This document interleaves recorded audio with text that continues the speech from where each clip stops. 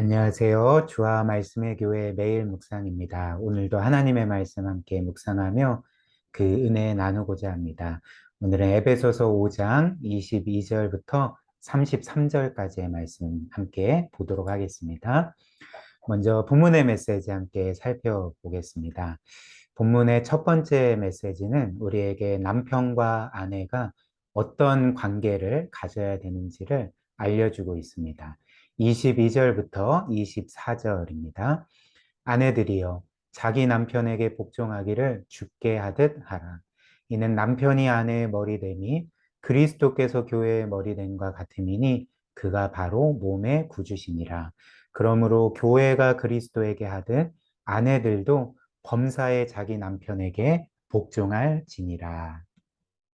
성경이 말하는 남편과 아내의 관계는 남편은 아내의 머리가 된다는 것입니다.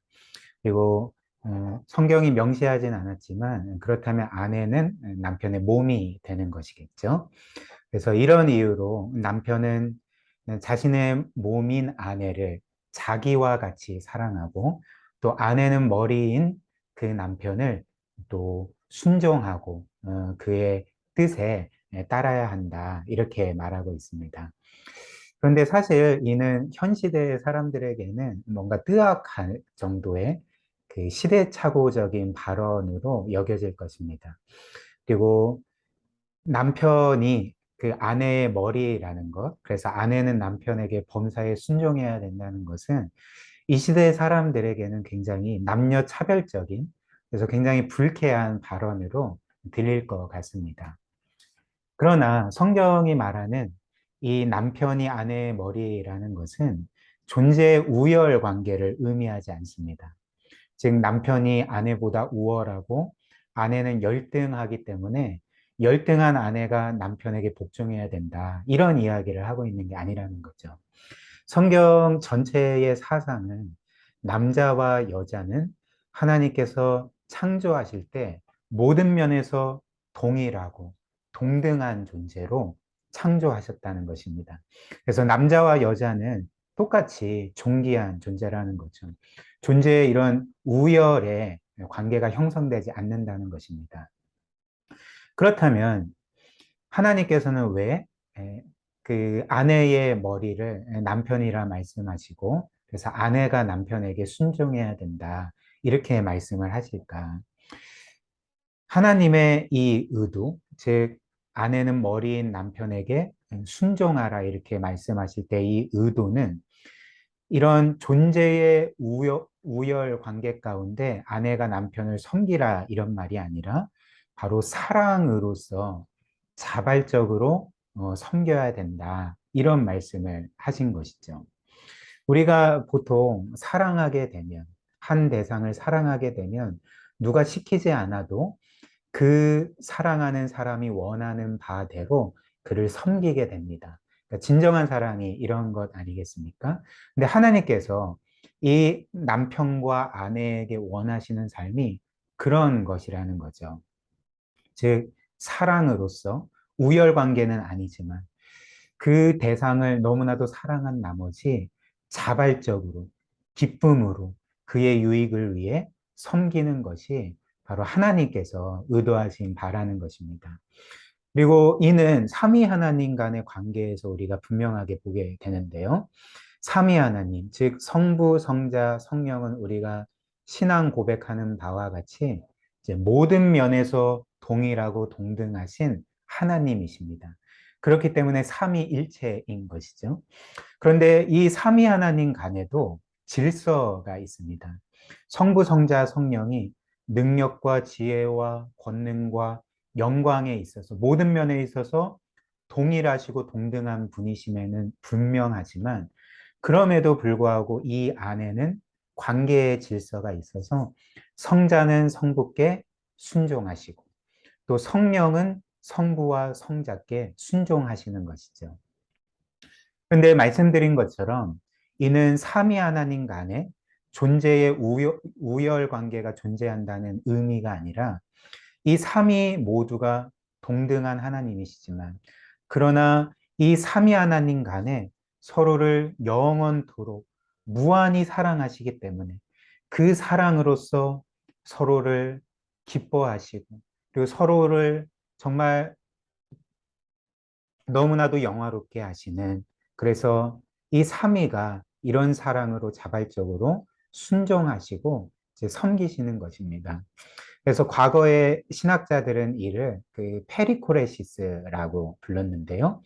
즉 삼위 각각의 하나님께서 서로를 너무나도 사랑하신 나머지 그 대상을 위해서 자신을 온전히 내어줌으로써 그 각각의 위격이 서로를 섬기는 그 이런 것이 바로 삼위 하나님의 관계라는 것입니다. 근데 하나님께서는 바로 남편과 아내가 이렇게 되기를 바라셨다는 거죠. 즉 오늘 말씀처럼 그 22절 말씀 아내들이여 자기 남편에게 복종하기를 주께 하듯 하라. 지금 아내가 머리인 남편을 어떻게 섬기고 순종해야 된다고 말합니까? 주께 하듯 하라. 즉 우리가 주님을 사랑하듯이 남편을 사랑함으로써 그 남편의 유익을 위해서 기쁨으로 섬겨라. 이렇게 말씀을 하는 거죠. 그리고 25절에는 남편들아 아내 사랑하기를 그리스도께서 교회를 사랑하시고 그 교회를 위하여 자신을 주심같이 하라. 아내만 남편을 사랑하며 순종하는 것이 아니라 남편들 또한 아내를 사랑할 때 주께서 우리를 사랑하신 것처럼 우리를 사랑하사 자신의 생명까지 아낌없이 내어주신 것처럼 남편인 우리 모두도 아내를 그렇게 사랑으로 또 섬기고 아내의 유익을 위해 살아야 한다는 것입니다. 이것이 오늘 성경이 말하는 하나님께서 의도하신 결혼 생활이라는 것입니다. 그리고 두 번째 메시지는 이렇게 우리가 그 하나님께서 우리의 모든 결혼을 이런 사랑 안에서 서로를 기뻐하며 자발적으로 섬기는 것을 의도하셨다면 우리의 이 세상에서 우리가 경험하는 모든 깨어진 결혼 생활의 진정한 회복은 결국 어디에 있겠습니까?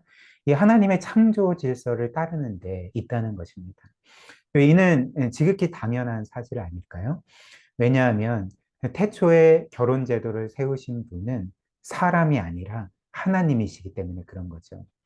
그리고 이렇게 이 결혼이라는 것 자체가 원래 하나님께서 디자인하신 것이라면 이 세상의 모든 깨어진 결혼 관계의 회복은 결국 하나님께서 원래 디자인하신 대로, 계획하신 대로, 정하신 대로의 그 결혼 질서를 따를 때만이 가능하다는 것입니다.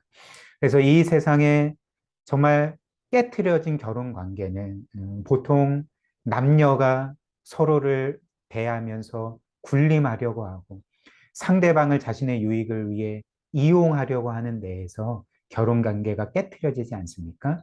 그러나 오늘 말씀과 같이 남편과 아내가 정말 서로를 지극히 사랑함으로써 자발적으로 섬긴다면 바로 우리의 모든 결혼의 생활은 회복되게 된다는 것입니다. 그리고 본문의 세 번째 마지막 메시지는 그럼에도 불구하고 이 땅에 우리가 누리는 이 결혼 제도는 사실 우리가 먼 훗날 경험하게 될 궁극적인 결혼을 보여주는 그림자일 뿐이라는 것입니다. 즉, 이 땅에 우리가 경험하는 이 결혼 제도 자체는 사실 그 자체가 목적이 아닌 것이죠. 이 결혼이라는 것은 궁극적으로 장차 영원한 나라에서 이루어지고 우리가 경험하게 될 그리스도와 우리의 관계를 보여주는 그림자일 뿐이라는 것입니다. 그래서 바울은 하나님께서 원래 의도하신 진정한 결혼 생활에 대해서 말한 후에 이제 마지막으로 감격 가운데 이렇게 말하고 있습니다. 31절과 32절인데요.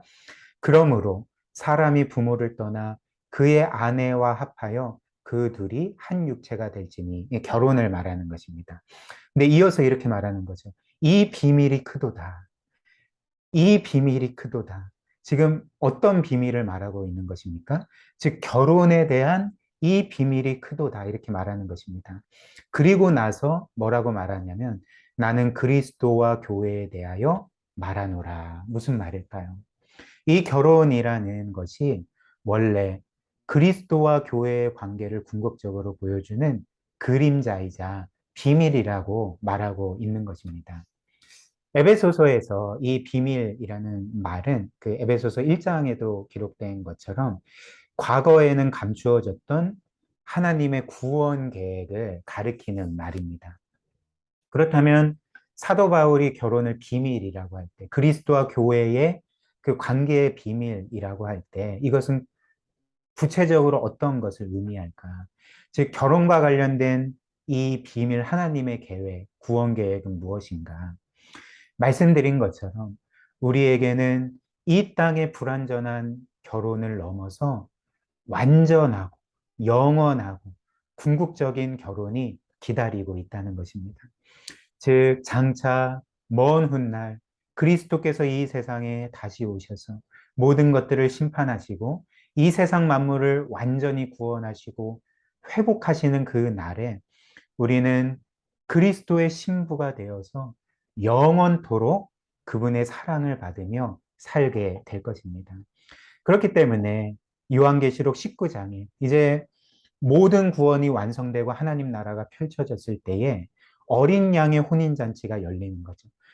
즉 그리스도께서 우리를 그분의 신부로 삼으셔서 정말 그 영광스러운 혼인잔치를 그리고 그 그리스도의 영원한 사랑을 우리가 누리게 된다. 이것이 바로 요한계시록의 마무리를 장식하는 내용 아니겠습니까? 우리 함께 이 말씀 기억하며 기도하면 좋겠습니다. 오늘 말씀처럼 우리가 하나님께서 세우신 결혼 질서를 따라서 남편과 아내가 서로를 사랑하고 자발적으로 섬기도록 그래서 우리의 깨어진 결혼 생활과 또 가정이 하나님 안에서 회복을 누리도록 그런 은혜 달라고 함께 기도했으면 좋겠고요. 또 우리의 완전한 신랑이신 주 예수님께서 우리를 늘 사랑하십니다. 또 신부인 우리를 늘 돌보고 계십니다. 이 사실을 기억하면서 어려운 가운데서도 그리스도 안에서 힘을 얻고 위로를 얻고 확신을 얻어서 이 땅을 믿음으로 살아갈 수 있도록 그런 은혜 오늘도 우리에게 허락해 달라고 함께 기도하도록 하겠습니다.